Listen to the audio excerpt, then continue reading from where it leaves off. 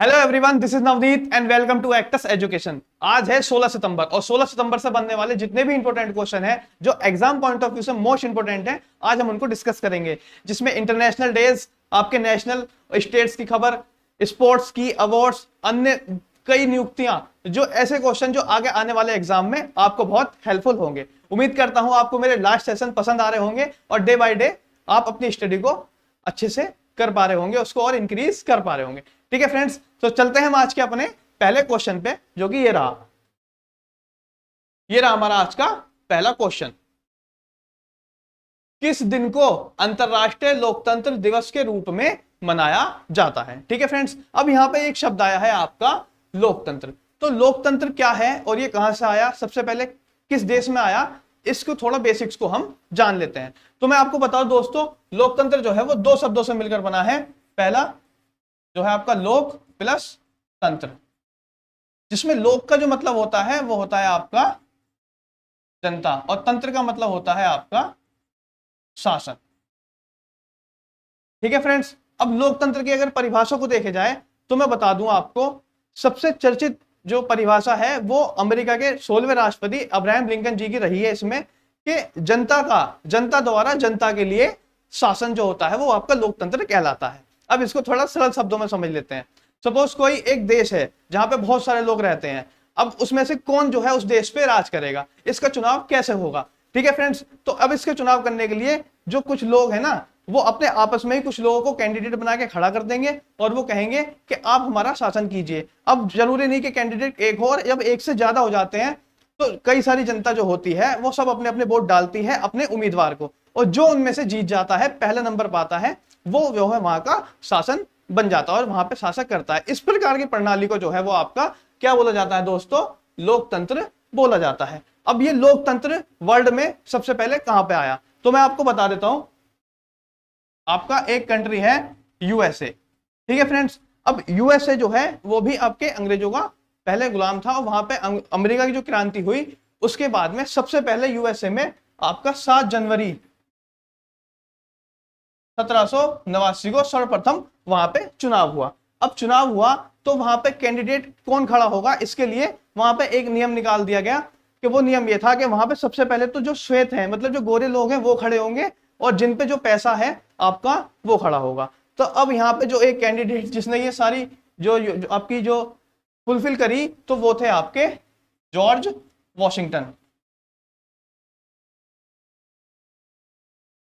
George Washington, अब क्योंकि चुनाव प्रक्रिया में वो अकेले खड़े होने वाले पर्सन थे, तो जाहिर सी बात है वो आपका चुनाव जीत गए। अब जबकि अमेरिका में श्वेत और अश्वेत दोनों प्रकार के लोग रहते थे, तब अब क्या होता है, आपका अमेरिका में जो है 1861 को क्या छिड़ जाता है, आपका गृह युद्ध आपका छिड़ जाता है। ठीक है, अब 1861 में गृह युद्ध छिड़ जाने के बाद में अब अमेरिका का क्या हो जाता है, अमेरिका का हो जाता है एकीकरण। अमेरिका का एकीकरण हो जाता है। अब 1870 को आपको क्या हो जाता है, उसमें अश्वेत लोग जो हैं आपके श्वेत, उन लोगों को भी अधिकार हो जाता है किस चीज का, आपका वोट डालने का। ठीक है फ्रेंड्स, अब उसके बाद में आपका 1920 में आपका महिलाओं को भी यहां पे अधिकार दे दिया गया आपके वोट डालने का। ठीक है फ्रेंड्स, अब यहाँ पे महिलाएं भी आपका वोट डाल सकती हैं। तो सबसे पहले अब जान लेते हैं, अब वहां पे क्या हो गया, वहां पे अब एक निष्पक्ष चुनाव होने लग गया, और आपके वहां पे बहुत सारे कैंडिडेट खड़े होने लगे, जिसमें श्वेत और अश्वेत दोनों प्रकार के लोग जो है वोट डालने लगे, और वहां का जो शासन है वो इस प्रकार से चलता है। और वहां के जो मैंने आप शुरू में ही आपको एक परिभाषा बताई कि जनता द्वारा जनता के लिए शासन जो है जनता का, वो आपके जो जिसने दी है वो है आपके अमेरिका के ही, यूएसए के ही वो एक प्रेसिडेंट है, 16वें प्रेसिडेंट, जिनका नाम है आपका अब्राहम लिंकन। अब्राहम लिंकन जिन्होंने ये परिभाषा दी, और ये सबसे चर्चित परिभाषा जो है मानी जाती है। अब आपको बताते हैं, आपको भारत में, जिस देश में हम रहते हैं, भारत में लोकतंत्र जो है वो कैसे आया। दोस्तों, भारत जो है वो आपका अंग्रेजों से जो आजाद हुआ वो हुआ था आपका 1947 में। इसके बाद में यहाँ पे हमारे जो है वो संविधान सभा बनी। ठीक है, संविधान बना कि अब इस देश को कौन चलाएगा। तो संविधान की प्रस्तावना में, जिसको संविधान की आत्मा भी कहा जाता है, उसमें ही ये बताया गया कि आपका जो है भारत एक लोकतंत्रात्मक गणराज्य बनेगा। मतलब भारत में भी कोई एक इंसान राज नहीं चलेगा, वहां पे भी आपका चुनाव होंगे, चुनाव होने के बाद उम्मीदवार खड़े होंगे, उम्मीदवार में से जो जीतेगा वो वहां पे आपका शासन करेगा। जिस प्रकार आज हमारे देश में शासन अब तक चल रहा है, और जो हमारे भारत के प्रधानमंत्री जो हैं वो नरेंद्र मोदी जी, जो वो भी एक चुनाव प्रक्रिया से गुजर के आते हैं और हमारे देश पे राज कर रहे हैं। तो दोस्तों मैं उम्मीद करता हूं कि लोकतंत्र जो है के बारे में आप थोड़ा सा जान गए होंगे। और एक दो पॉइंट और बता देता हूं कि वर्ल्ड में अब तक केवल 56 कंट्रीज ऐसी हैं जो लोकतंत्र है, जहां पे लोकतंत्र चलता है, बाकी सब जगह आपका तानाशाह शासन आपका चलता है। ठीक है फ्रेंड्स, तो अब ये क्वेश्चन कह रहा था किस दिन अंतरराष्ट्रीय लोकतंत्र दिवस जाना जाता है। ठीक है, तो उसके ऑप्शन देख लेते हैं, 15 अगस्त, 11 जुलाई, 15 सितंबर या 23 जून। ठीक है फ्रेंड्स, आइए थोड़ा सा और इस क्वेश्चन के बारे में जानते हैं, और मैं आशा करता हूं कि लोकतंत्र के बारे में आपको थोड़ी बेसिक नॉलेज हो गई होगी। हर साल 15 सितंबर को दुनिया भर में अंतरराष्ट्रीय लोकतंत्र दिवस मनाया जाता है। कब मनाया जाता है दोस्तों? 15 सितंबर को। ये आप फोटो में देख पा रहे होंगे, इंटरनेशनल डे ऑफ डेमोक्रेसी आपके 15 सितंबर। ठीक है, आइए नेक्स्ट पॉइंट को जानते हैं। हर दिन लोकतंत्र के समुचित कार्य के लिए समाज के सभी सदस्य आपके भागीदारी में महत्व केंद्रिता अपनाएंगे। मतलब जो सब समाज के लोग हैं वो है जो है उसके वर्ल्ड में जो है उन्नति करेंगे और सबकी भागीदारी आपस में रहेगी। अब देख लेते हैं, ये पॉइंट आपका इंपॉर्टेंट बन जाता है कि इंटरनेशनल, इस दिन को जो है आपके संयुक्त राष्ट्र महासभा द्वारा 2007 में पारित एक प्रस्ताव के माध्यम से किया गया था, और सबसे पहले इसे 2008 में बनाया गया था। ठीक है फ्रेंड्स, सबसे पहले इसको कब बनाया गया था? 2008 में मनाया गया था। अब ये जो है संयुक्त राष्ट्र महासभा, ये जो है आपके यूएन के जो 6 बॉडीज हैं उसमें से एक बॉडीज आपके ये भी है संयुक्त राष्ट्र महासभा। उम्मीद करता हूं ये क्वेश्चन आपको अच्छे समझ में आया होगा, और ये एग्जाम पॉइंट ऑफ व्यू से मोस्ट इंपोर्टेंट क्वेश्चन था, क्योंकि दिवस से रिलेटेड क्वेश्चन आपके रंग में पूछे जाते हैं। चलते हैं अपने नेक्स्ट क्वेश्चन की तरफ। खेल मंत्रालय ने सितंबर 2022 में भारत में खेलों के विकास के लिए किस कंपनी के साथ समझौता ज्ञापन पर हस्ताक्षर कर दिए हैं? NTPC limited, Reliance industry, HDFC bank limited, Hindustan Unilever आपके। तो देख लेते हैं इस क्वेश्चन के बारे में थोड़ा सा जान लेते हैं। खेल मंत्रालय ने 14 सितंबर 2022 को भारत में खेलों के विकास के लिए एनटीपीसी और ग्रामीण विद्युतीकरण निगम आरईसी के साथ जो है वो समझौता ज्ञापन पे हस्ताक्षर कर दिए हैं।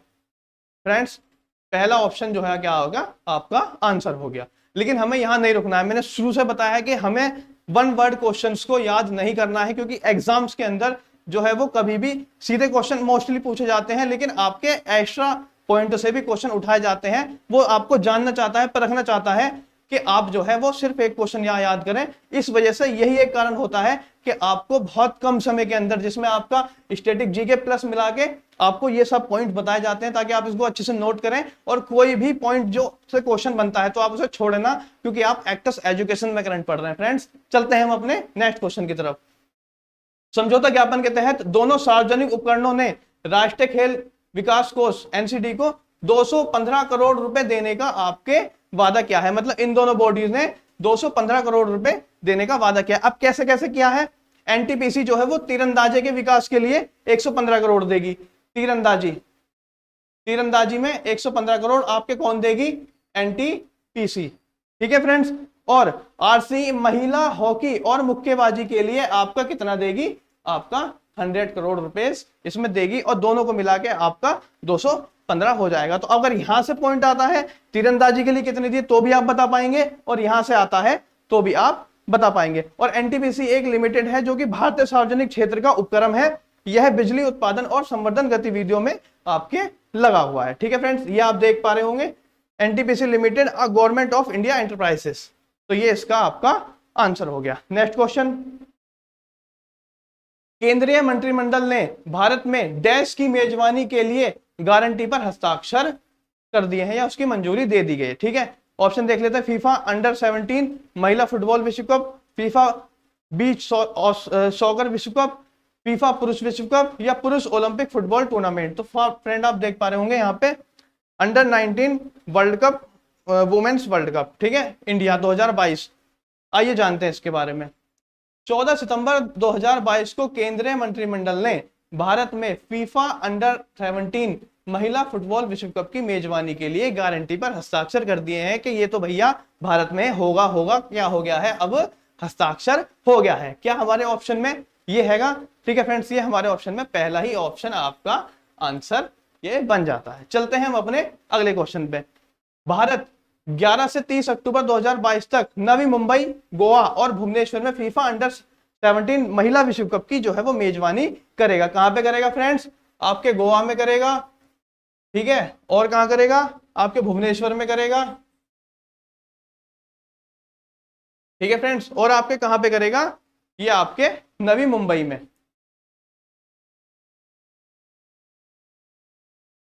ये 3 जगह पे आपके ये होस्ट होगा। 2017 में भारत ने 6 अलग अलग स्थानों पर फीफा अंडर 17 पुरुष विश्व कप 2017 की सफलतापूर्वक मेजबानी करी थी। ये पॉइंट आपका इंपॉर्टेंट बन जाता है। अगर वो ये पूछ सकता है कि आपका महिला को जो है विश्व कप जो है कहां होगा, 2022 में होगा, तो वो पूछ सकता है कि पुरुष वाला भी आपके कहां होगा, तो पुरुष वाला 2017 में हुआ था और आपके ये भी भारत ने सफलतापूर्वक करा था। ये एक बहुत बड़ी बात है भारत के लिए भी। नेक्स्ट क्वेश्चन देख लेते हैं फ्रेंड। 14 सितंबर 2022 को बूथ स्तर के अधिकारियों, जिन्हें बीएलओ कहा जाता है, के साथ सीधा संचार स्थापित करने के लिए एक नया डिजिटल प्रकाशन, जिसे क्या बोला गया है? बीएलओ ई पत्रिका जो है वो जारी करी है। तो वो किसने करी है? ठीक है फ्रेंड्स, राष्ट्रीय पिछड़ा वर्ग आयोग, संघ लोक सेवा आयोग, भारत का परमाणु ऊर्जा आयोग या भारत के चुनाव आयोग। ठीक है फ्रेंड्स, तो आइए इस क्वेश्चन के बारे में थोड़ा सा हम जान लेते हैं, समझ लेते हैं। भारत का चुनाव आयोग एक संवैधानिक निकाय है। यह भारत के संविधान द्वारा देश में चुनाव कराने और विनियमित करने के लिए जो है स्थापित किया गया था। ठीक है फ्रेंड्स, तो यहाँ पे क्या हो गया? जो हमारे भारत में चुनाव जो कराता है वो आपका कौन कराता है? तो वो है आपका भारत के चुनाव आयोग, जिसको EC election commission of India भी कहते हैं। ठीक है फ्रेंड्स, आइए नेक्स्ट पॉइंट। भारत के चुनाव आयोग ने 14 सितंबर 2022 को नई दिल्ली में एक कार्यक्रम में एक नया डिजिटल प्रकाशन बीएलओ पत्रिका जारी किया। किसने किया? यही हमारा ऑप्शन था और यही क्वेश्चन में पूछा था कि ये किसने किया है, तो ये क्या है? भारत के चुनाव आयोग ने। लेकिन हमें यहाँ पे नहीं रुकना है, हमें उसके बारे में और भी जानना है। उद्देश्य इसका क्या रहा? बूथ स्तर के अधिकारी जिन्हें बीएलओ के साथ सीधा संवाद स्थापित करना, मतलब जो बीएलओ है उसके साथ सीधा जो है वो संवाद हो जा, इसलिए ये आपके जो है इन्होंने निकाला है बीएलओ ई पत्रिका। यह आयोग द्वारा देश भर में बीएलओ के साथ इस तरीके का पहला सीधा संवाद था। दोस्तों, अब से पहला ऐसा नहीं हुआ था कि चुनाव आयोग बीएलओ से सीधे संवाद करे, लेकिन इस वाले क्वेश्चन में इस पत्रिका के द्वारा ये हुआ है। ये question exam point of view से इंपोर्टेंट बन जाता है, आप इसको अच्छे से कॉपी में छाप लीजिएगा। ठीक है फ्रेंड्स, चलते हैं हम अपने अगले क्वेश्चन की तरफ। केंद्रीय मंत्रिमंडल ने 5 राज्यों में कई समुदायों को अनुसूचित जनजाति, जिसको एसटी का दर्जा प्राप्त करने का प्रस्ताव जो है वो मंजूर कर दिया है। कौन सा राज्य इस सूची के अंदर नहीं है? ठीक है फ्रेंड्स, हिमाचल प्रदेश, उत्तर प्रदेश, आपके गुजरात या तमिलनाडु। मतलब बहुत सी ऐसी आदिवासी जाति है जिनको इसमें डालना है। अब इसमें से कौन से प्रदेश है जो इसमें शामिल नहीं है? आइए इस क्वेश्चन के बारे में जानते हैं, फिर जानेंगे ये फोटो हमारे पास जो दी है वो किन की है। पहला पॉइंट देख लेते हैं। केंद्रीय मंत्रिमंडल ने छत्तीसगढ़, हिमाचल प्रदेश, कर्नाटक, तमिलनाडु और उत्तर प्रदेश में अनुसूचित जनजाति श्रेणी के तहत कई आदिवासी समुदायों को अनुसूचित करने के लिए जो है वो प्रस्ताव को मंजूरी दे दी है। ठीक है फ्रेंड्स, छत्तीसगढ़, हिमाचल प्रदेश, कर्नाटक, तमिलनाडु और उत्तर प्रदेश, इन 5 राज्यों को आप इसमें छाप लीजिए। अब कौन सा नहीं है? देखिए, हिमाचल प्रदेश है आपका, उत्तर प्रदेश है, गुजरात, तमिलनाडु। जाहिर सी बात है फ्रेंड्स, इसके अंदर जो है आपका गुजरात नहीं है, तो क्वेश्चन का आंसर क्या हो जाएगा? आपका गुजरात। लेकिन हमें यहां नहीं रुकना है, हमें और जानना है। तो देख लेते हैं अगला पॉइंट। इसमें हिमाचल प्रदेश के सिरमौर क्षेत्र के रहने वाले आपके हट्टी समुदाय, ठीक है, हिमाचल प्रदेश का कौन सा? हट्टी समुदाय, तमिलनाडु का नारी कुवारव और कर्नाटक के बेटा कुरुबा समुदाय जो है इसमें शामिल है। तो ये पूछा जा सकता है कि भाई कौन कौन से समुदाय इसमें लिए गए हैं? तो हिमाचल प्रदेश, आपके तमिलनाडु और आपके कर्नाटक के ये 3 समुदाय, ये भी आप अलग से इसमें लिख लें। और जो इनके मंत्री हैं, केंद्रीय जनजाति मामले के जो मंत्री हैं वो आपके अर्जुन मुंडा जी हैं, जिनकी ये फोटो थी। ये कौन है? आपके इनके मंत्री हैं अर्जुन मुंडा। ठीक है फ्रेंड्स, उम्मीद करता हूं क्वेश्चन आपने कर लिया होगा। नेक्स्ट क्वेश्चन, सितंबर 2022 में किस जूलॉजिक पार्क को देश के सर्वश्रेष्ठ चिड़ियाघर के रूप में आपके चुन लिया गया है? जूलॉजिकल पार्क जो है, सब इंपॉर्टेंट क्वेश्चन बन जाता है कि देश का सर्वश्रेष्ठ जूलॉजिकल पार्क कौन सा है। तो आइए ऑप्शन देख लेते हैं। आपका अरिगराकार अन्ना जूलॉजिकल पार्क जो चेन्नई में है, Shri Chamarajendra zoological garden Mysore, Padmaja Naidu Himalayan zoological park Darjeeling, या आपका लखनऊ जूलॉजिकल पार्क। ठीक है, तो आप यहां फोटो देख पा रहे होंगे आपका। आइए इस क्वेश्चन के बारे में थोड़ा सा और जानते हैं। दार्जिलिंग के पदाजमा नायडू हिमालयन जूलॉजिकल पार्क को देश के सर्वश्रेष्ठ चिड़ियाघर के रूप में आपका चुन लिया गया है। ठीक है, कौन से को चुना गया है? Padmaja Naidu Himalayan zoological park को इसके रूप में चुन लिया गया है। जूलॉजिकल पार्क आपके दूसरे स्थान पर, और उसके बाद कर्नाटक के मैसूर जो कि आपका चामराजेंद्र जूलॉजिकल पार्क है, ये आपका तीसरे पर रहा है, और ये आपका दूसरे पर रहा है। दार्जिलिंग वाला आपके फर्स्ट पर रहा है। तो आपसे पहला तो पूछ सकता है, दूसरा भी पूछ सकता है, और तीसरा भी पूछ सकता है। रैंकिंग सूची जो है आपका केंद्रीय चिड़ियाघर आपके प्राधिकरण CZA द्वारा सितंबर 2022 में आपके जारी की गई थे। और जो दार्जिलिंग चिड़ियाघर की जो स्थापना है दोस्तों, ये भी आपसे पूछ सकता है, ये पॉइंट भी इंपॉर्टेंट है। ये आपका 14 अगस्त 1958 में आपके की गई थी। अब जब जाहिर सी बात है ये पहले देश का है जो है सबसे सर्वश्रेष्ठ चिड़ियाघर, तो इसकी स्थापना भी कब हुई थी, ये भी आपसे यहाँ पे पूछ सकता है। इसलिए इस पॉइंट को भी आप अच्छे से लिख के रखें। चलते हैं अपने नेक्स्ट क्वेश्चन पे। होयसलेश्वर मंदिर विश्व विरासत स्थल की संभावित सूची में शामिल है निम्नलिखित में से ये किस राज्य में है?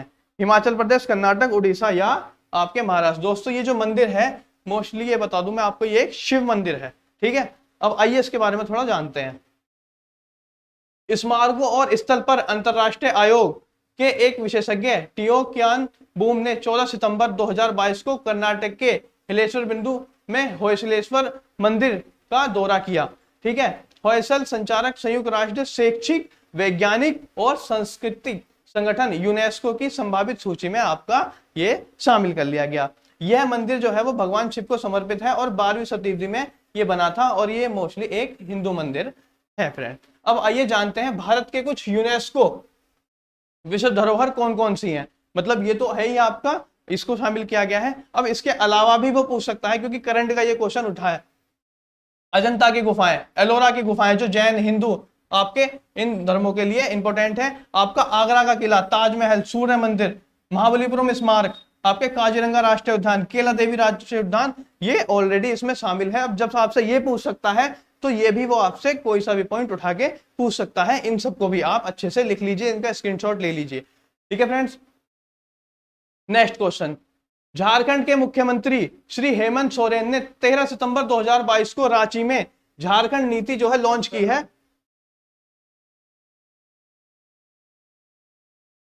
लॉन्च की है, पोस्ट कर दिया।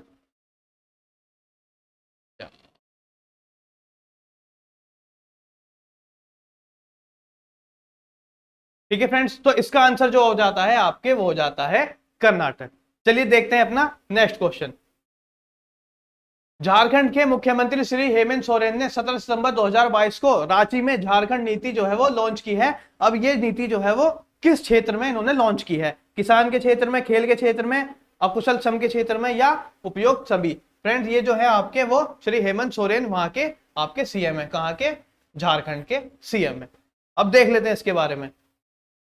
झारखंड के मुख्यमंत्री श्री हेमंत सोरेन ने 23 सितंबर 2022 को रांची में झारखंड खेल नीति को जो है 2022 को लॉन्च किया है। कौन सी नीति है फ्रेंड्स? आपके खेल नीति। ऑप्शन हमारा बी सही हो जाता है, लेकिन हमें रुकना यहाँ पे नहीं है और पॉइंट्सों को जानना है।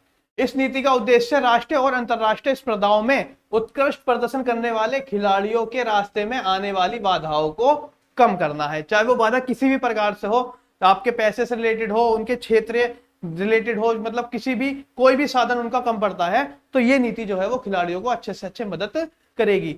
5 सालों की अवधि के लिए बनाई गई खेल नीति झारखंड में इस तरीके की दूसरी नीति आपके है। पिछली बार ऐसी नीति जो बनी थी वो आपकी 2007 में बनाई गई थी। तो ये पॉइंट से भी क्वेश्चन पूछ सकता है कि अब बनी है 2022 में, और इससे पिछली वाली जो है फ्रेंड कब बनी, वो 2007 में बनी। अब झारखंड की बात चली है तो झारखंड के बारे में थोड़ी सी चीजों को हम जान लेते हैं। झारखंड की जो स्थापना हुई फ्रेंड, वो हुई आपके 15 नवंबर सन 2000 में झारखंड की स्थापना हुई। राजधानी यहाँ की रांची है, मुख्यमंत्री श्री हेमंत सोरेन यहाँ के मुख्यमंत्री हैं। लिंगानुपात आपका 948 पर 1000 पे, ठीक है। साक्षरता आपके 67.6% यहाँ की आपके साक्षरता है। तो आप इसको भी स्क्रीनशॉट ले सकते हैं। चलते हैं नेक्स्ट क्वेश्चन पे। कर्नाटक सरकार निम्नलिखित में से किस भाषा को अनिवार्य बनाने के लिए कानून बनाने वाली है? जो कर्नाटक की सरकार है वो किस भाषा को अनिवार्य करने के लिए आपके कानून बनाने वाली है? देख लेते हैं, तेलुगु, तमिल, मलयालम या कन्नड़। तो आपके ये जो भाषा आप देख पा रहे होंगे इसको क्या कहते हैं? आपके कन्नड़ लैंग्वेज। आइए इस क्वेश्चन के बारे में थोड़ा सा आपका जान लेते हैं। कर्नाटक के मुख्यमंत्री श्री बसवराज बोम्मई ने सरकार राज्य में कन्नड़ भाषा को अनिवार्य बनाने के लिए एक कानून आपके लाए हैं। कहाँ के लाए हैं फ्रेंड्स? आपके ये देखिए, कौन सी भाषा को? आपके कन्नड़ भाषा को। तो ये क्या हो गया? आपका कन्नड़ आपका आंसर हो गया। अब कन्नड़ भाषा होती कैसी है वो आप ये फोटो में देख पा रहे हैं। कन्नड़ भाषा कैसी होती है?